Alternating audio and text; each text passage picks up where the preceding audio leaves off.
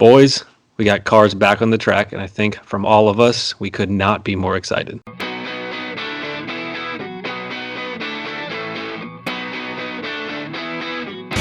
flag. Buggity, buggity, buggity! Let's go racing, boys! Checkered flag. Dale Earnhardt finally is a champion of the Daytona 500. 7 victories, a record 7 now becomes 8. Tom Christensen extends his record-winning run at Le Mans. California's Alexander Rossi to the checkered flag, and he's done it. Checkered flag. You just won the Indy 500, baby! It's Lewis Hamilton, champion of the world! Get in there, Lewis. What a drive, mate. That is it. Champion of the world. And he's going after it. He's going after it. Can he do it? A rollover on the final jump. The car looks totally destroyed, but he keeps it going. Colin McRae goes for the checkered flag. He doesn't do it. He takes the silver. And Travis has the gold. Jeff Gordon's going to win his third Daytona 500. Hey everyone, how's it going? And welcome to the inaugural episode of the Racing Line podcast. Your one-stop shop for everything that goes fast. My name's Nick. We started this podcast because we are 3 guys who just love racing and love talking about racing. So we figured we had to get these thoughts out of our head before we were going to go insane. A little bit about me personally. I follow NASCAR. I've been following that my whole life. Love IndyCar. Been following that a lot. And also a big Formula One fan. So a little bit of world endurance in there, mainly just Le Mans, but that's pretty much what I pay attention to. And those are 4 of the main series going on across the world right now. I'm joined by 2 of my buddies, Pat and Marty. Pat, how's it going? It's good, Nick. Glad to be here. Glad we're finally getting to do this. All of us have a passion for racing, for cars that go fast, cars that go in circles. So, I'm excited to do this. Kind of like you, I'm more of an American kind of guy, NASCAR, mostly circle track stuff, off-road stuff with big tires, big motors, but really just a gearhead that likes racing. Nice. Marty, how's it going? What's up, guys? Happy to be on the show and get started. I know we've been talking about this a while. A little about myself for you listeners out there. I pretty much have followed every form of racing since I knew what a car was. Everything from NASCAR, IndyCar, Formula One like Nick. More recently, a lot of Baja, rally racing, rallycross, world rallycross.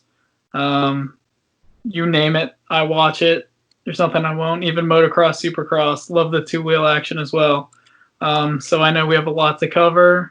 This is just the first episode. We're just going to kind of get into some things that have been going on. But, moving forward, we hope to cover a lot more than just the 3 basic series. But I think that's all we're going to be covering on today's episode.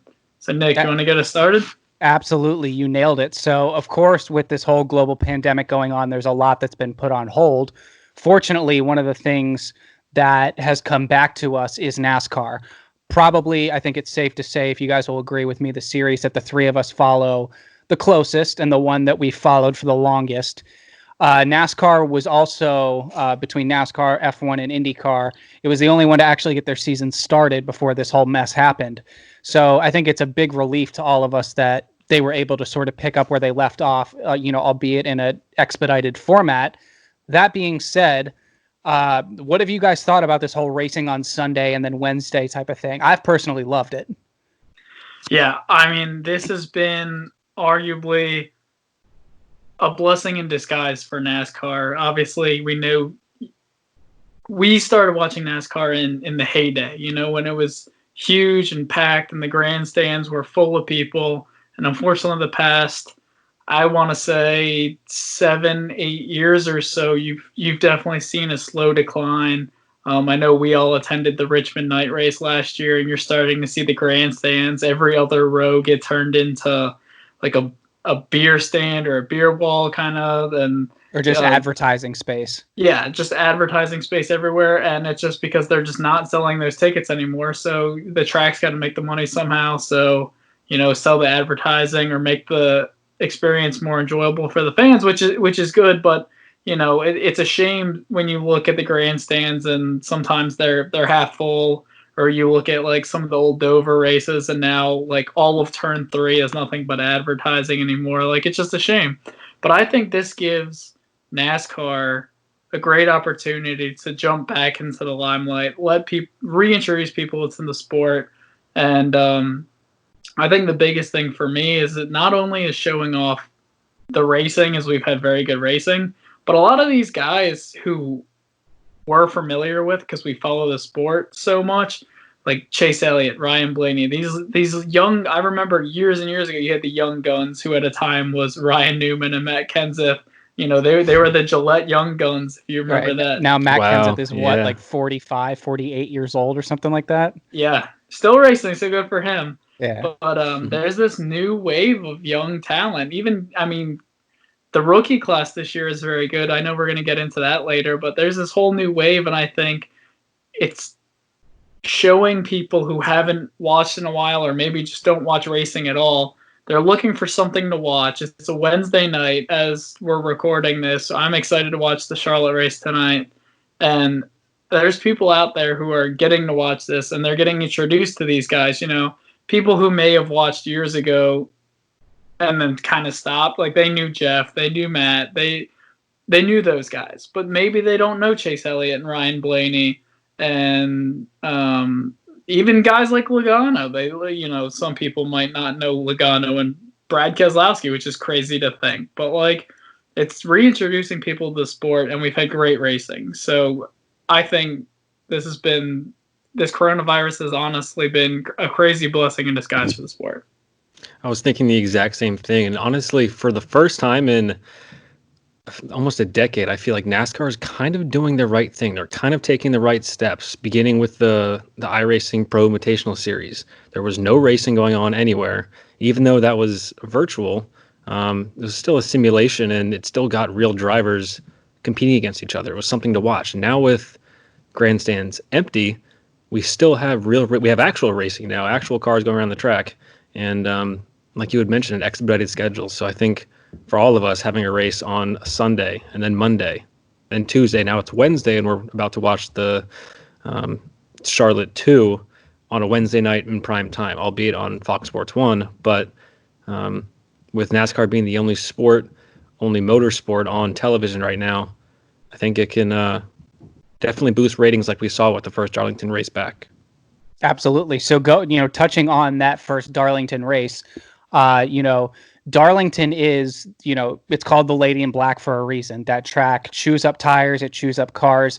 Larry McReynolds said about 18 times on that pre-race that that's the most difficult track that those NASCAR drivers will race at all year. To come off of no practice, no qualifying, and essentially they had been on a break for close to a month and a half, and just go out there and put on the performance they did. I mean, what were your impressions of that first Darlington race, Pat? I was pretty impressed. I know going into turn 1 and 2, most, if not all drivers, with the exception of one, took it easy. But Stenhouse didn't get the memo apparently, but the fact that there was still hard racing all the time. Jimmy Johnson spun out leading by coming into contact with a lap car. That's to get into the end of stage 1. That's within 80 laps of the race beginning. We have the leader spinning out and crashing, a fan favorite that everybody knows, even if you're not that familiar with NASCAR. But I like the way NASCAR did it. I like the way it came back, and the ratings showed, like I said earlier. Yeah, Pat, I totally agree with you. I think that first race was so impressive for me, and just how the drivers were. When you have that much time off, I mean, think about it. The time that they're off is almost the time that they're off for the whole off season.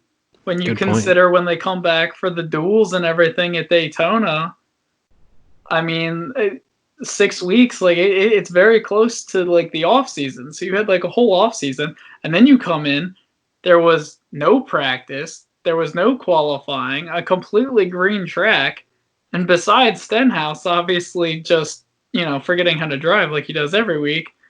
Forgot. Yeah, that guy won at the time a nationwide championship, so don't forget that. Sick But hair too. yeah, and did date Danica, so I was good for gonna him. add that in there. Oh, Yeah, forgot about that. not anymore. Yeah. But where was I before Ricky screwed it all up? But no, I thought it was incredibly impressive just how good the racing was in that first race back at one of, if not the hardest track on the schedule, and they put on a show. And Darlington too. Do we want to get into that? I thought that was an excellent race as well. Obviously, rain shortened. A bit of controversy in that one. I know. Do you guys want to talk about the controversy in Darlington too? I think we should. So, Darlington 2 coming towards what would be the end of the race, of course. It was getting close to the end. We didn't know how close because of the weather, but you have Chase Elliott, one of the fan favorites. You have Kyle Busch, one of the fan favorites. And it's pretty safe to say if you like one, you don't like the other one. So you have Kyle Busch, wants to get back up into line, misjudges whatever, takes out Chase Elliott, who I think it was just probably 2 or 3 corners away from passing Denny for the lead. That stops the race. Caution comes out. Rain comes. Race is over.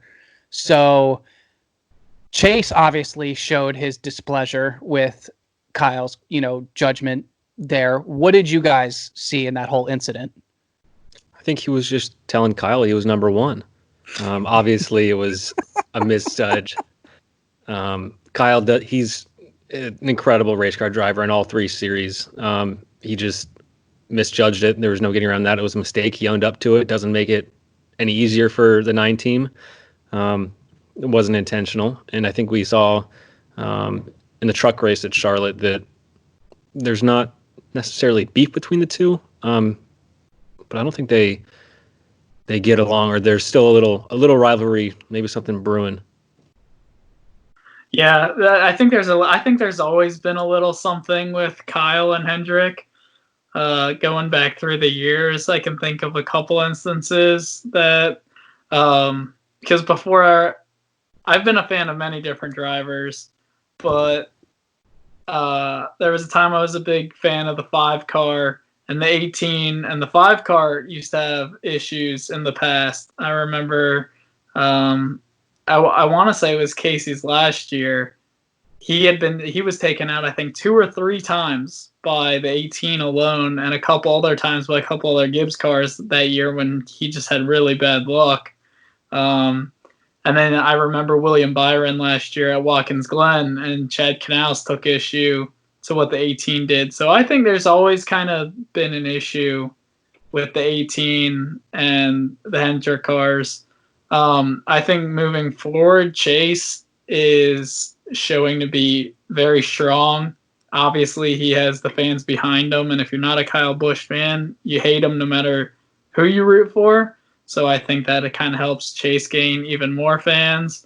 My take on the incident as a whole is, I think Alan Gustafson summed it up best, that's arguably one of the most talented drivers, and he made one of the biggest boneheaded mistakes at a very bad time that unfortunately cost the 9 team not only a win, because the 9 car was by far the strongest car. The 11 was done. He was about to be flying back a bunch of spots, and he got lucky with the win. So it obviously wasn't an intentional wreck.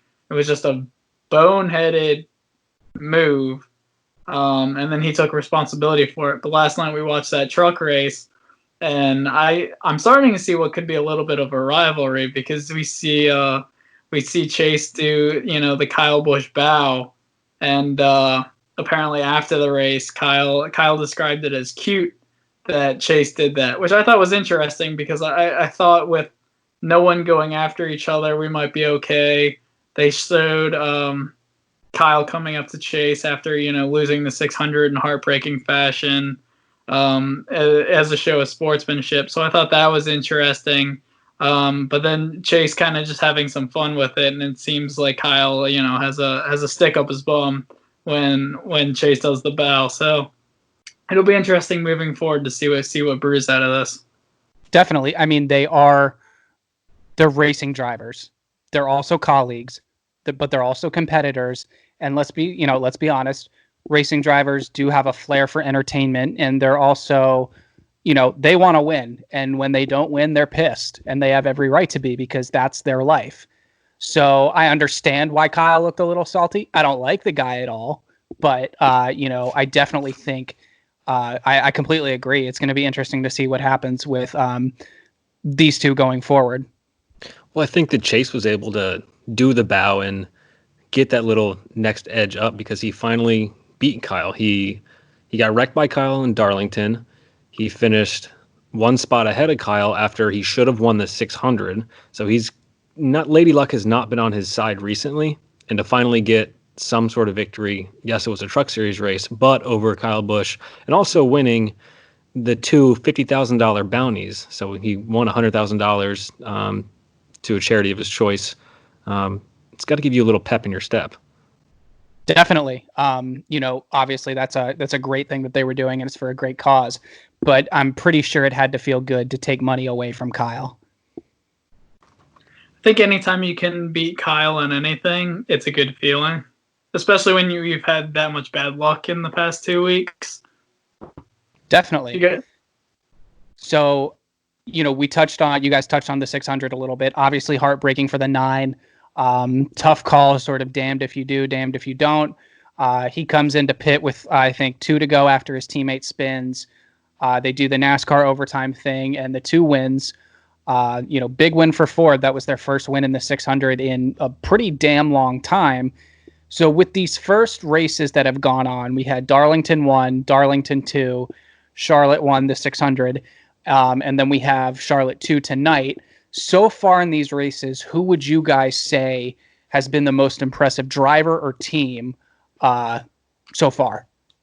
For me, I think it totally stands out, and he was pretty impressive right before the break too. So I'm not totally surprised, but the 88 car and Alex Bowman have been incredible. I think not just Alex, but I think Greg Ives, the crew chief on that car, deserve a ton of credit. He also has Kevin Hamlin, who was Casey Kane's old spotter, on that car as well. And I know you guys have been doing it too. On the NASCAR app, you can listen in on the scanner, and I go back and forth between the 9 and the 88. And I think the chemistry that has been built between Greg Ives, Alex Bowman, and Kevin Hamlin is incredible. I think the team chemistry there is awesome. Alex has been on a different planet this year. I mean, this guy, he's one of the top cars every single week. Like, it's not just like, okay, he kind of got lucky in Fontana. Like, week in and week out, he's constantly in the top 5, and showing that he's strong enough to win week in and week out.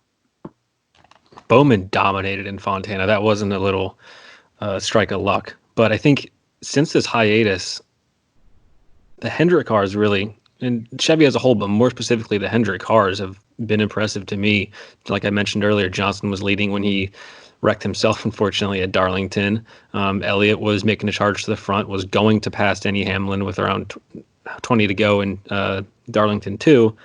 And again, Elliott should have won the 600 probably. So I think, but William Byron too, he's shown some speed in a few of these races since the break. And he's on the pole tonight. Yeah. Dominated the E-Series. Yeah, that's where he came from. But no, the Hendrick cars, I think they've found speed. I think this year with the new Chevy Camaro nose coming in, that's really improved not only the Chevys as a whole, but the Hendrick package. So I'm looking forward to reliving Hendrick from the past that we all grew up knowing and loving. Definitely. It's sort of a throwback to, obviously you think of Jeff, Jimmy, and then you think of, Jeff, Jimmy, and Dale. But I think even further back when you had Jeff and Terry Labonte. I mean, think about like that, 95, Jeff wins the championship. I think Terry won it in 96, and then Gordon goes back and wins it in 97 and 98. I mean, the Hendrick dominance is something that we're all too familiar with, and I completely agree with you. I'm excited to see that. Nice shirt, Marty. In addition to Bowman, I completely agree with you guys that he has been one of the most impressive guys so far. For me, it's the rookie Tyler Reddick. And I think he's been doing it, we've talked to each other about how he's doing it in a car that's probably not up to where his driving is right now. I mean, he's driving the wheels off that thing. What have you guys thought of him so far? I mean, as a rookie coming into Darlington with no laps of practice or qualifying, first time at that track in a cup car, unless I'm forgetting something that happened previously, he was really impressive in both Darlington races. And then in the 600 in Charlotte 1, I think on the final restart, Mike Joy, he even made the comment, Tyler Reddick up to fourth. And that was with 1 or 2 laps to go. So I think out of a long list of rookies this year, I agree, he's been the most impressive. And I think on the flip side of that, somebody who unfortunately has not had the most success thus far is Christopher Bell in the 95. Again, not in the best equipment, but still a car that can get it done. I would say the 95 and the 8 are about even in terms of level of their equipment. So, yeah, props to Reddick for getting it done so far this year. Yeah, totally agree. I think the rookies to me this year have been very impressive. John Hunter Nemechek is another guy who has been incredibly impressive in that Darlington 1, that 38 car. I mean, he was up there in the top 10 pretty much the whole race. Again, like you just said, Pat, no practice, no anything. First time in a cup car. Here he is in the 38 car, which has historically been one of the underperforming cars, I guess, of the series. Of a regular week in and week out car. And he's up there in the top 10 at Darlington. Very impressive. Do we want to go ahead and talk about, as Pat, you just mentioned, someone who hasn't quite been having the season you think? Nick, is there anyone who you've been looking at in this, whether the first part of the season before the break or now after the break, who you're surprised has been struggling this year? I think you can say in a way that Kyle Busch has. I mean, he's not, obviously he's doing well in the Xfinity series and the Truck series, but I don't think he's sort of getting the cup results that he would be wanting right now. And not to say that he's underperforming by any means, but he's probably not started as hot as he would want to. So if I had to pick someone, I would probably go with Kyle Busch. It's not up to Kyle Busch standards, which to him, it's win or lose. It's exactly. If you ain't first, you're last. Yeah. Pat, are you still sticking with Christopher Bell, or is that just kind of maybe a rookie who hasn't quite figured it out yet? That was a little more particular to the rookie class, and also sort of the equipment he's in. But the first, what do we have, 4 or 5 races so far this year? The 12 car of Blaney, he was top 3, top 5 leading laps at every race. He arguably should have won at Vegas, and then the caution came out with 2 laps to go, and then sort of like the deal we saw with Chase Elliott the other night, came down pit road, lost track position, and ended up losing the race. But I think in the 3 races we've had since the break, I couldn't tell you where that 12 car's been.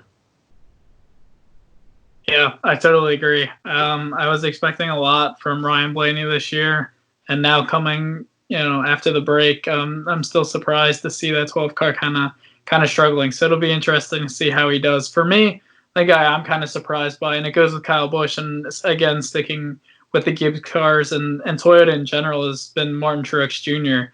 The only point in this entire season, so even before the break, that Truex looked good is I think he led about 50 or 60 laps or so of the 600, and there was a time that 19 actually looked pretty dominant, and you were like, okay, here goes Truex, he's about to take over the 600 like he's kind of done in years past. And then the car kind of just fell off again, and it was like, what's going on? Like it's pretty odd. So for me, I think I look for Truex tonight. That's the next thing I want to get into. I see you have something, Pat, but your guys' race picks. So for me, I'm going to kind of get started. I think the 19 gets it back on track, and I think the 19 actually gets the victory lane tonight at Charlotte. That's what I was going to point out is laps led at Charlotte in the 600. We had Bowman at 164, and the next guy was Truex leading 87. And like you mentioned before, the Coke 600s in past, Truex has absolutely dominated Charlotte in recent years. I would say Toyotas are maybe lacking a little bit of speed, but that would be a good pick, Truex.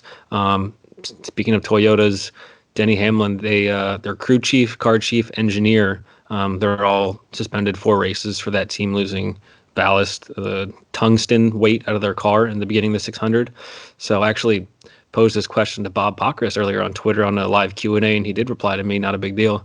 And he said he doesn't think it'll be that big of an issue because the crew chief who was at the shop was a former Hamlin crew chief. The engineer is a former engineer at Gibbs. So now they're going to be coming over. Everyone has worked with Denny before. I was just thinking it's going to be a shorter race tonight. It's only a little over 300 miles. Again, no practice in qualifying. And now you're with a crew, an engineer, car chief, crew chief that don't have that much experience around them. But I think of the Gibbs guys, I do say, Marty, I'd go with you with Truex. But again, I still have a feeling that Chevy's going to get it done at some point. They have to, luck's got to turn around at some point. So I would say Bowman, obvious pick, maybe Elliott again. But who knows? It's going to be a shorter race. It's going to be on a green racetrack. I think it's been raining the day of the race, leading up to the race. So we'll see how it goes. I saw some clips earlier from ESPN. I mean, they're getting like a whole tropical storm down there. So hopefully we do have this race tonight. You guys nailed it. I mean, Truex pretty much owns Charlotte when he's on. So I think by far and away, he's everyone's favorite tonight. I know he's Las Vegas odds pickers. He's their favorite tonight. I would look for a little bit of a bounce back from Jimmy. I know he's starting dead last, but definitely got the car and got the talent to drive that thing to the front. So it'll be interesting to see what he does. In addition to looking ahead to tonight, I think we should look ahead at the races that are coming up in the next couple of weeks. So following the Charlotte race that we have tonight, which is May 27th, we have Bristol on May 31st at 3 in the afternoon. We have Atlanta on June 7th at 3 in the afternoon. And then we have Martinsville under the lights on June 10th. Out of those races coming up, is there one of those that stands out to you guys that you're looking forward to the most? So for me, I think the most excited I've been, and I know earlier in the year we were hoping and planning on trying to go to more races, and I know the first one I circled on my calendar was the first race at Martinsville under the lights. Yes. It almost breaks my heart that race is going to get run with no fans in the stands, because I know there's probably hundreds of thousands of people who circled that race in hopes of seeing it. And unfortunately, it's going to be done with no fans in the stands. But from just a viewer perspective, I can't wait just to even watch that race. The other two are going to be excellent, and I know you guys will probably talk about them, but for me, it's Martinsville that I'm most excited for. I think anytime we get stock cars beating and banging on a short track, that's really what brought me into the sport. I love the contact. I love being able to be physical in heavy cars. So 100% Martinsville, that's going to be an awesome race. Bristol, it's a bull ring. You're going to have tempers that are going to flare. But the Martinsville night race in prime time on Wednesday night, it's almost bringing the allure back of nighttime NASCAR races. Now that we have half the calendar at night, it's almost an oversaturation. But this one, it's everything you want. It's short tracks. It's under the lights. It's old school racing. Exactly. I'm definitely looking forward to Bristol. That's always one of my favorite tracks. Definitely. I know we talked about driving all the way down there to watch that race as well. It is the short track that races like a super speedway. There's just nothing like it. You get bump and runs. Eat it, Rusty Wallace, twice. So, it's just super entertaining to watch, and I wouldn't knock Atlanta. That track has produced some seriously good finishes in the past, and hopefully they can continue to do that as we move forward. So transitioning out of NASCAR, obviously NASCAR is the series that, I mentioned that we're most invested in, and it's the only one on right now. But I think we would be remiss if we didn't touch on IndyCar and what their deal is going forward. Like a lot of others, other series out there. Their season opener did get cut due to the COVID-19 pandemic, and their season has been on hold. However, they have announced that they are going back to racing on June 6th at Texas Motor Speedway. That creates a bunch of different opinions inside me. What do you guys think about IndyCar's season debut in a new car with the aero screen at Texas? Well, for me personally, IndyCar is a little terrifying. Like I just mentioned, I like the beating and banging, the physicalness of NASCAR and stock car racing. With IndyCar, you're not doing that. At Texas, you are especially not doing that. High bank, 1.5 mile tri-oval. It's going to be a pucker your butt, hold your fingers, sweat for 2 hours watching those cars go around. They have made some safety improvements, so that's always nice to see. Unfortunate that they were necessary, but either way, it'll be good to get cars back on the track, especially in a new series. We can get more fans into racing, more things for us to watch and to talk about. Yeah, I totally agree. It's gonna be interesting to see how this new car debuts. Nick, I know you probably have a lot of racing on that. Do you want to talk about the new car? So I think, they came out with the IR18, I think it's called now, which replaced the DW12 a couple years ago. And really the only thing that's new on this thing is the aero screen. So it's their response to protecting the driver in an open cockpit car. Obviously, Formula One has the halo, or as I call it, the flip-flop. But, you can't use the halo on ovals because you're turning to the left and that bar in front, you wouldn't be able to see anything, and some multitude of horrible accidents would happen. So IndyCar teams up with Red Bull, comes out with this aero screen. Apparently all the testing went well. Everyone says it's fine. Everyone said it's fine in the wet, which is good to hear. Texas, like you said, Pat, it's a track that's scary, and IndyCar has made changes to their schedule, like you touched on, to take out tracks that are dangerous, with the, culprit being Pocono there. Do you guys see this as a sort of make or break race for Texas and IndyCar? I think more so than even Texas. I think it's make or break for mile and a half track super speedways. I think the road courses, people know Indy there well. They know that type of racing, and that's what I think they think of when they think of IndyCar. But the mile and a half and the super speedways provide for some amazing racing for us who are like extreme race fans, and we get it and we know it and we know these tracks. I am just like you, Nick. I am incredibly nervous and scared for them starting at Texas on a green track, very little practice, this new aero screen. How is that going to work? There's a lot riding on this. And it's a highly anticipated event. People have been waiting for, them to get started. Obviously, we couldn't even have the Indy 500 on Memorial Day weekend, as much as that hurt. So, yeah, I think it is make or break. And I think, if this, knock on wood, it doesn't. But if this goes horribly wrong, I think that's kind of it for super speedway racing for IndyCar, because you can't afford to have these crashes and putting these drivers at that risk anymore. Well, I think it'll be interesting to see how it goes moving forward now that Roger Penske, he acquired IndyCar, he acquired Indianapolis Motor Speedway. So to have a former driver, a team owner, now owning an entire series, I wonder if that's going to have any impact on new tracks moving forward, new races, that sort of thing. So I think this 2020 season upcoming is not necessarily, in my opinion, make or break, but I think it'll shape the sport for the next few decades.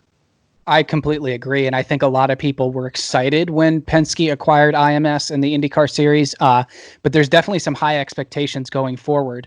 some of the benefits I think about IndyCar that people don't, who don't follow it as closely or might only tune in for the 500 might not get, is that in the last 5 or so years, I think they've had the closest championship battles of any major racing series, worldwide. Obviously, I'm thinking NASCAR, F1, IndyCar. So you've got like 4 or 5 drivers, going into the last race or the last 2 races that could either take the lead or win the championship.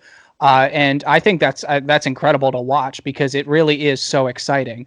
I know a lot of people say IndyCar is boring on street tracks and it's boring on road courses because, whoever's out front drives away.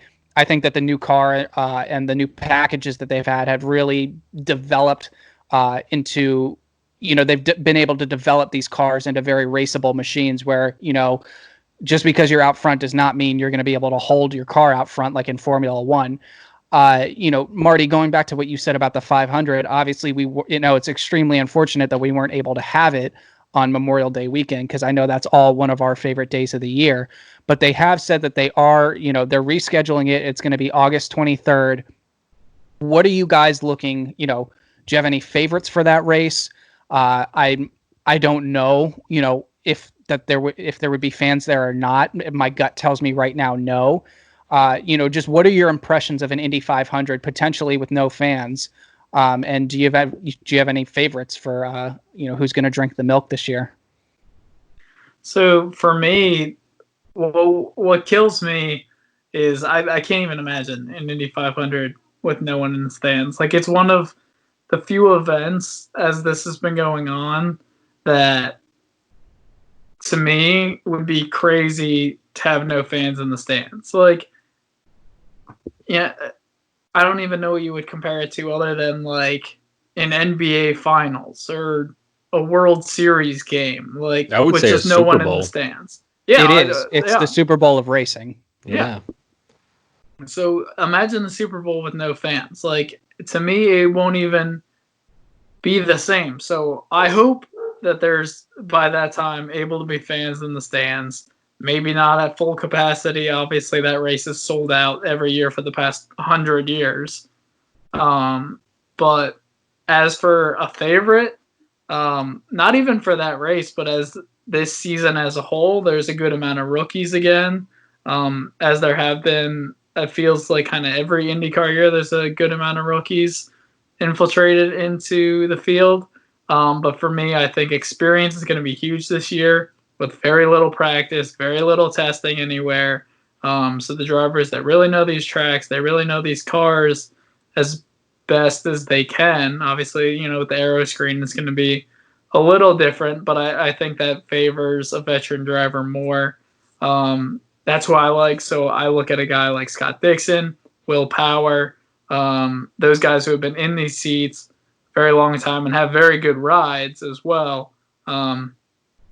Those are the guys I look at, and I would personally consider favorites for not just the Indy 500 later in the year, but this IndyCar season as a whole. Yeah, I have Will Power probably as my 500 favorite, probably as the season favorite. But thinking back on what it's going to look like in August if we don't have fans there. Now, granted, that facility is the largest sports venue in the world. So if there was a race or a location to have limited capacity, you can still get tens and hundreds of thousands of people there. But it'll be interesting for sure. And if they're going to run a limited schedule or if they're going to be backing up some races or whatever they have to do to manipulate the schedule to work around this whole ordeal we're in, I wonder how that's going to play into qualifying day or their practice. I know they're there for 2 weeks. So I wonder how that's the only race where you really get qualifying is its own race weekend. Yeah. So maybe like Marty's saying, that the veteran drivers with more experience who can maybe get a wrangle on the new car quicker in the short season we'll have before then, maybe they'll have a better shot at, like you said, Nick, drinking the milk. Yeah. Got to drink your milk. My pick is my favorite IndyCar driver to win his second 500. I got to go with Alex Rossi. Won it as a rookie. we've seen firsthand, what this guy is like behind the wheel of a car. We've learned firsthand, do not piss him off, because when he drives angry, he is lethal. He just absolutely dices up the competition and pulls off some incredible driving maneuvers. And it's just a blast to watch. He's come up short in the last 2 championships by a handful of points. So I think this is the year he sort of gets over that hump and gets his first championship. And he had a great duel with Simon Pagenaud in the closing laps of last year's 500. Of course, was probably 100 yards short of passing Pagenaud for the win, but I think he gets redemption and gets his second Indy 500 win this year. Marty, I completely agree, and Pat, with both of your points that veteran status is going to be key here. Obviously, you can never count out the Iceman, Scott Dixon. The guy is just, he's one of, if not the greatest IndyCar drivers of all time. So you can always expect results from him. A youngster, you touched on the youngsters a little bit that I'm looking forward to seeing is this kid, Scott McLaughlin, who's going to be driving for Penske. He's coming over from those V8 supercars that they run over in Australia. And this guy is supposed to be incredible. He's really impressed everyone with his preseason testing and everything. But, you also have young guys like Felix Rosenquist, who had a great season last year. Colton Herta was 18 years old, and I believe he won 2 races. He won at COTA and he won at Laguna Seca. So there's definitely some up-and-coming names in IndyCar that are going to challenge the old guard. Yeah, for sure. It'll be interesting to see what happens this year. But I will say, speaking from experience of racing against Connor Daly and Alexander Rossi, no big deal. I think those are 2 guys to watch. And I think this podcast, anytime you put a Napa logo on a car, I think we have a tendency to root for it. Yeah, so I don't know why, but it's not like I was ever a Michael Waltrip fan. But between Chase Elliott and Alex Rossi, you're definitely right. I like Michael Waltrip for his comments. That's about it. Yeah. So let's go ahead and let's talk about the F1 season, which, much like IndyCar, has not been able to get started. So that has been postponed at this point, but it hasn't gone without anything going on. We have had a silly season for next year already start in F1. In case you guys didn't see, Vettel is leaving Ferrari, and Carlos Sainz is going to be taking over that ride. What's your guys' opinion on that? I was surprised that Sainz got the seat. I think we were looking at a couple other names that could have potentially moved there. Obviously, the big one that I think everyone wanted to see was Danny Rick, or at least that's who I wanted to see get that seat. But McLaren and McLaren's machinery is obviously not up to what Ferrari's is. Ferrari's cars over the last 2 seasons, with the exception of a couple Red Bull stints here and there, have been the only ones that can hold a candle to Mercedes. So you take Sainz, who's a very capable driver, and we've seen him drive well above what that McLaren machine is capable of, and you put him in a Ferrari car. I think they've got a great 1-2 punch with him and Charles Leclerc. I think even aside from that, in the 2021 season, there's now the spending cap. So how's that going to impact these massive budget teams of the Mercedes and the Ferrari and even Red Bull? Is that going to close the gap between those two? Is that going to lure one driver into maybe a mid-pack team if the gap's going to be narrowed up? So silly season has started pretty early. Definitely. And, obviously, as I mentioned with Sainz out at McLaren, we have Daniel Ricciardo going to McLaren. So I think, all of us, do have a soft spot for Ricciardo. It's hard not to like the guy. He's such a likable guy. He's freaking hilarious. If you haven't seen that Netflix documentary, he's the star of that show. I was not a fan of his move from Red Bull to Renault. I understand why he did it, because, Red Bull was starting to favor Max over him. He's a very capable driver, given he has the right tools. So what do you guys think of this move to McLaren? Do you think it's a step in the right direction, or do you just think it's a small step to the side to a team that's going to be on the same level as as Renault was? I think it has to be a step in the right direction.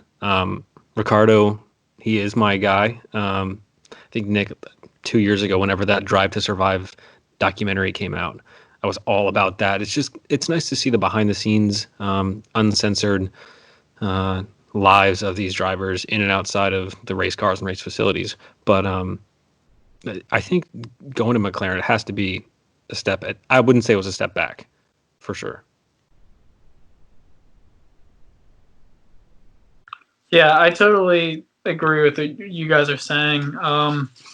I also want to get into something that I find kind of interesting is how we talked about this kind of off air, how Americans, I think, root for Daniel Ricciardo more so than kind of any other driver in the field.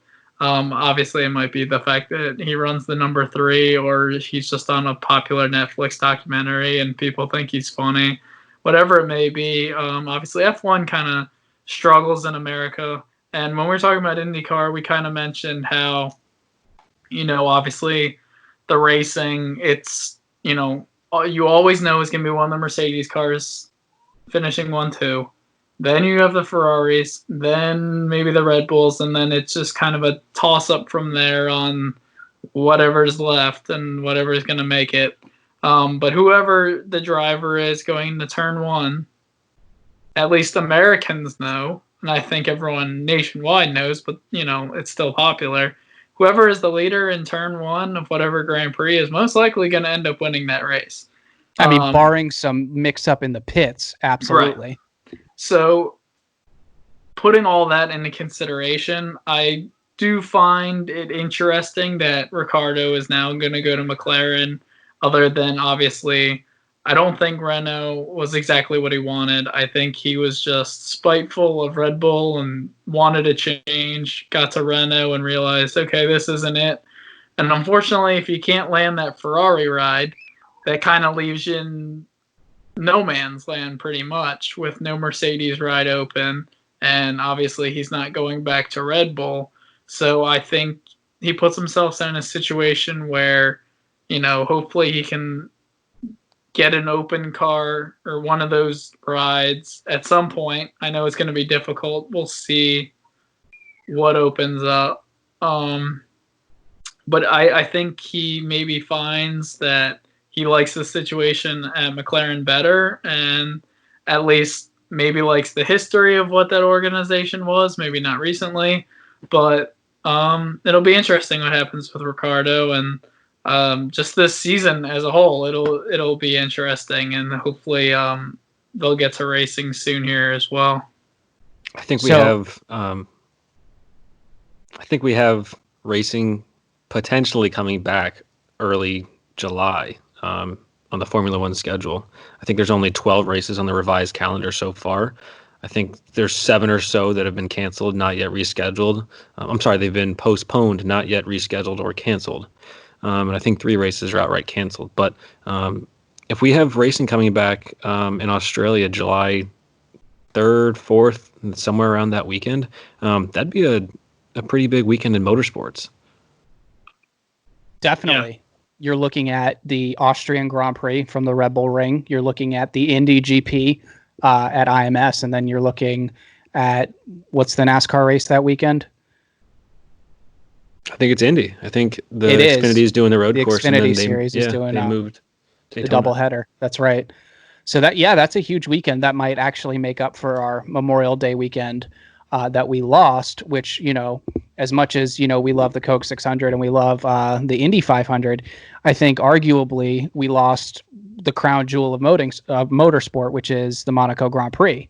So that's one of those races that's just been outright canceled and cut from the Formula One schedule, which I think it's a big disappointment. Even if you don't like motor racing, about that race. Odds are you've probably watched part of it at some point. It's on at 9 a.m. for us, Eastern Standard Time. It's still something that I get up, an hour before every year it's on to watch all the pre-race for and everything. And the qualifying for that is just unbelievable. It's some of the most impressive driving that you will ever see, because it should not be possible to drive race cars around that circuit. It's definitely, I was so disappointed we didn't have it. As